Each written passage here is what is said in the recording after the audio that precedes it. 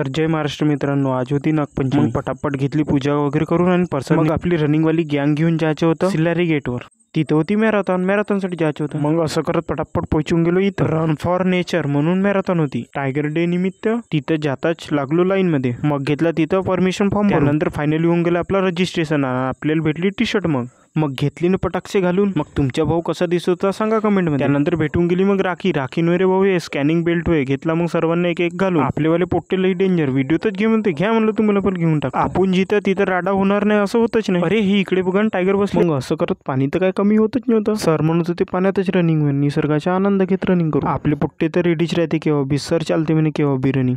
मग असं करत फायनली लागलो रनिंगच्या लाईन मध्ये। रनिंग करणं होतं आपल्या 7 किलोमीटर। मग रनिंग गेली स्टार्ट आणि लागलो सर्वजण धावायला। आपले पोट्टे ते चेंगडीत घेतली, हर बोला हर महादेव म्हणत धावायला। सर्वचे सर्व समोर धावत होते। आपली काय रनिंग नव्हती, आपण एक दिवस रनिंगला जातो एक दिवस नाही जात म्हणून आपण काय मागं धावत होतो। कशी बसी आपल्याला फक्त रनिंग कंप्लीट करणं होतं। मग अशी करत करत आपण 7 किलोमीटर केले 35 मिनिटात कंप्लीट। फायनली पोहोचून गेलो एंड लाईनवर। मग तिथं बी भेटला आपला एक फॉलोअर्स। मग इकडे तर पोहे आणि सोनपापडी भेटत होती। मग गपागप निपटवली रपार। तुम्हाला तर मालूम आहे फुकटची कधी सोडत नाही आपण।